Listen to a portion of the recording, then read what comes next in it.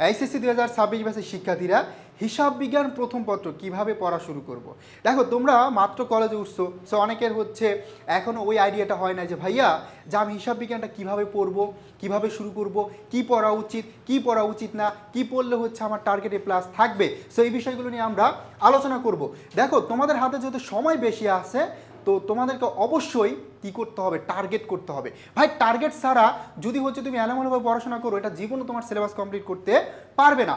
So তোমার যে বিষয়গুলো জরুরি জানা সেটা হচ্ছে এখন থেকেই যে টার্গেট থাকতে হবে A+ বা গোল্ডের A+ অ্যাকাউন্টিংয়ে, এবং আরও টার্গেট থাকতে হবে যে অ্যাকাউন্টিংয়ের প্রত্যেকটা কনসেপ্ট আমি বুঝে বুঝে পড়বো এবং এমনভাবে পড়বো এই কনসেপ্টগুলো থেকে এইচএসসি বলো, অ্যাডমিশনে ঢাকা বিশ্ববিদ্যালয়ে বলো, যেখান থেকে কোশ্চেন আসুক আমি যাতে খুব সহজেই কি করতে পারি, A+ পেতে পারি বা ওই কোশ্চেনগুলো একদম কনফিডেন্টলি আনসার করে আসতে পারি। তো দেখো আমি তোমাদেরকে আজকে 5টা বিষয় শেয়ার করব এবং এই 5টা বিষয় যদি তুমি ভিডিওটি দেখো এবং এই 5টা বিষয় যদি মাথায় নিতে পারো ভালো করে, তাহলে ইনশাল্লাহ তুমি A+ তো পাবেই, পাশাপাশি ফার্স্ট পেপার সেকেন্ড পেপার খুব ভালো করে কমপ্লিট করতে পারবে। সো শুরু করা যাক। দেখো টার্গেট সেট করতে হবে। এখন এখানে কি টার্গেট সেট করবা, তুমি বুঝতে পারো যে আমার হাতে সময় আছে 2 বছর, কিন্তু 2 বছর সময় তুমি পাবে না, ঠিক আছে?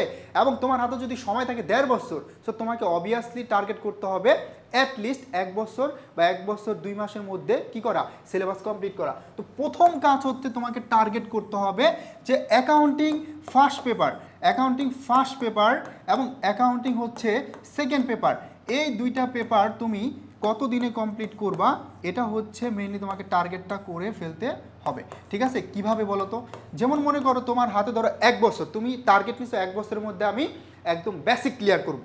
ধরো 1 বছরের মধ্যে বেসিক ক্লিয়ার করলে এটা তোমার জন্য অনেক বেশি ইফেক্টিভ হবে, আমি বিশ্বাস করি, ঠিক আছে? সো তুমি অ্যাকাউন্টিং ফার্স্ট পেপার এবং সেকেন্ড পেপারের জন্য 1 বছর টাইম নাও। তো তুমি 6 মাস সময় পাইতেছে কিসের জন্য, ফার্স্ট পেপারের জন্য, 6 মাস পাবে সেকেন্ড পেপারের জন্য, ঠিক আছে? এখন এই টার্গেটটা যদি তুমি করতে না পারো, তাহলে ভাই তুমি অ্যাকাউন্টিং কমপ্লিট করতে পারবে না। সো তোমার জন্য সবচেয়ে ইম্পর্টেন্ট বিষয় হচ্ছে এই টার্গেট সেট করতে হবে।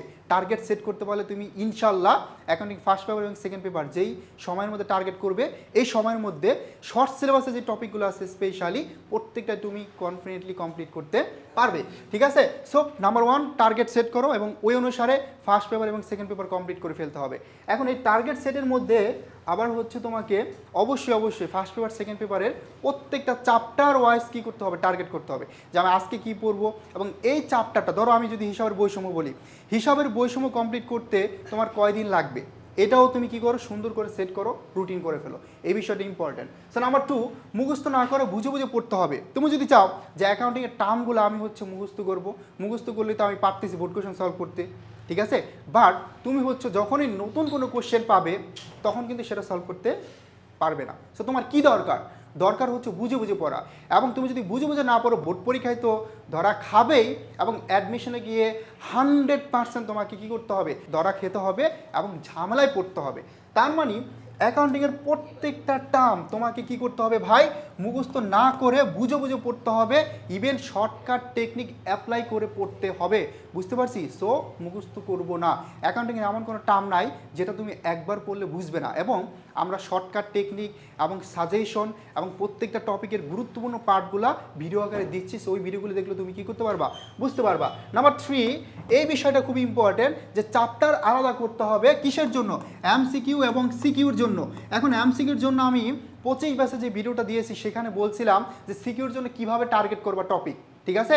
ক বিভাগ খ বিভাগ থেকে কীভাবে টার্গেট করে, এটা কিন্তু একদম সুন্দর করে আলোচনা করছি। বাট এমসিকিউ পার্টটা ইম্পর্টেন্ট, যে তুমি এমসিকিউর জন্য তোমার শর্ট সিলেবাসের প্রত্যেকটা টপিক পড়া লাগতেছে, পাশাপাশি এই টপিকগুলোর কোন জায়গা থেকে এমসিকিউতে কোশ্চেন আসে এই জায়গাগুলো খুঁজে তোমাকে বের করতে হবে। এবং যারা না পারবে তাদের জন্য আমি হচ্ছে অলরেডি সাজেশন একটা ভিডিও দিয়েছি, সেখানে বলে দিচ্ছি যে এমসিকিউতে কোথা থেকে কোশ্চেন আসে, ঠিক আছে? সো দেখো এমসিকিউর কিছু জায়গা আছে, যদি আমি তোমাকে বলি যে অস্পর্শনীয় সম্পদ এবং কাল্পনিক সম্পদ বা ভুয়া সম্পদ, এখান থেকে একটা এমসিকিউ আসবেই।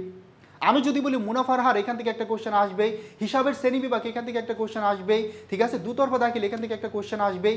তার মানে এই যে টার্মগুলোর কথা বললাম, আরও কিছু যদি বলি, হিসাব বিজ্ঞানের নীতিমালা, পণ্যের ক্রয় বিক্রয় হিসাব, এই জায়গাগুলো থেকে তোমার কোশ্চেন আসবেই, প্রতি বছর আসতেছে। সেইগুলো আইডেন্টিফাই করে সুন্দর করে বের করতে হবে যে এখান থেকে কোন টাইপের কোশ্চেন আসে, ওই বেসিকগুলো তোমাকে একদম ক্লিয়ার করতে হবে এবং সবচেয়ে ইম্পর্টেন্ট ওগুলো নোট করে ফেলতে হবে, তাহলে তুমি এমসিকিউতে ভালো করতে পারবে। এবং তোমার যখন কনসেপ্ট ক্লিয়ার হয়ে যাবে, তারপর কি করতে হবে, ওই chapter wise board question solve করতে হবে, যে কিভাবে বোর্ড কোশ্চেনগুলো আসছে প্রিভিয়াস ইয়ারে। তারপর আসো নোট করতে হবে, সবচেয়ে ইম্পর্টেন্ট। তুমি মনে করো এই যে টার্গেট করলা যে 1 বছরের মধ্যে আমি হিসাব বিজ্ঞান প্রথম পত্র দ্বিতীয় পত্র কমপ্লিট করব, কিন্তু তুমি কিছুই নোট করো নাই, কিছু নোট না করলে পরবর্তীতে গিয়ে 6 মাস পর দেখবে তোমার প্রিপারেশন গুছানো নাই, হায় এতদিন কি পড়ছি সব তো ভুলে গেছি, আমি এখন কিভাবে রিভিশন করব, আমি তো রিভিশন করার কোনো কুল কিনারা খুঁজে পাচ্ছি না, একদম কান্নাকাটি শুরু হয়ে যাবে। মানে এটাই হয় ভাই, এটাই বাস্তবতা, ঠিক আছে। তার মানে তোমার দরকার হচ্ছে তুমি যা পড়তেছো প্রত্যেক দিনের টপিক সবগুলো সুন্দর করে নোট করো, মানে নোট করাটা ইম্পর্টেন্ট, যাতে 6 মাস পর তোমার প্রিপারেশনটা গুছানো থাকে এবং তোমার হাতে যদি একটা শর্টকাট কি হয়ে যায়, নোট হয়ে যায়, তুমি চাইলে যাতে ওইটা 2 ঘন্টা কি করতে পারো, রিভিশন দিতে পারো। কারণ শেষ সময় গিয়ে তুমি 4 দিন সময় পাবে না, 5 দিন সময় পাবে না, ঠিক আছে। এই বিষয়গুলো তোমাদের এখন থেকে জানা জরুরি, ওকে। এবং তোমরা যদি এই কাজগুলো এখন থেকে করতে পারো, এইচএসসিতে অ্যাকাউন্টিংতে প্লাস থাকবেই এবং অ্যাডমিশন অ্যাকাউন্টিংয়ে তুমি একদম বস হয়ে যাবে, অ্যাডমিশন অ্যাকাউন্টিং একদম 100% মার্ক পাবে, ঠিক আছে। দৌড়াদৌড়ি করা লাগবে না অনেক জায়গায় প্রাইভেটের জন্য, ওকে। সো এই বিষয়গুলো ইম্পর্টেন্ট, নোট খাতা তৈরি করো, এই নোট খাতা দিয়ে তুমি এইচএসসি কভার করবা, অ্যাডমিশনে কভার করবা, সবচেয়ে ইম্পর্টেন্ট। আজকে একটা নোট খাতা তৈরি করে ফেলো, ঠিক আছে।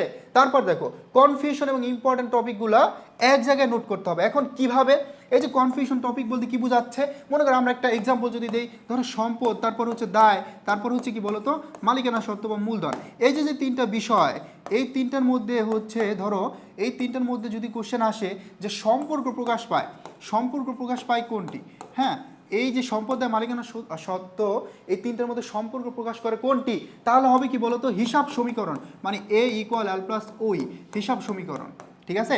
আবার যদি কোশ্চেন আসে যে সম্পদ দায় এবং মালিকানা সত্ত্ব এই তিনটা কোথায় প্রদর্শন করা হয় বা লিপিবদ্ধ করা হয়, তাহলে হবে আর্থিক অবস্থার বিবরণী।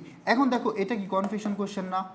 তুমি ধরো এক জায়গায় মুখস্থ করছো যে তিনটার মধ্যে সম্পর্ক প্রকাশ পায় হিসাব সমীকরণ, পরীক্ষার হলে গিয়ে তুমি সম্পর্ক নাকি প্রদর্শন কোনটা বলছে দেখো নাই, তুমি দেখাই দিচ্ছি হিসাব সমীকরণ, সাথে সাথে কি হয়ে যাবে, ভুল হয়ে যাবে, ওকে। তো কি করতে হবে ভাই, এই জন্য এই যে কনফিউশন টপিক অনেক আছে এবং এই কোশ্চেনগুলোই পরীক্ষার হলে গিয়ে আমরা 100% ভুল করি, কি করবা, সুন্দর করে নোট করবা, কনফিউশনগুলো এক জায়গায় রাখবা। এই যে কোশ্চেনটা বলবো এক জায়গায় লেখো যে তিনটার মধ্যে সম্পর্ক প্রকাশ করে কোনটি, এই তিনটার মধ্যে এই তিনটা কোথায় প্রদর্শন করে লিপিবদ্ধ করে এক জায়গায় লেখো, আর ভুল হবে না কখনো, কারণ তুমি একদম কনফিউশনগুলো ক্লিয়ার হয়ে যাচ্ছে।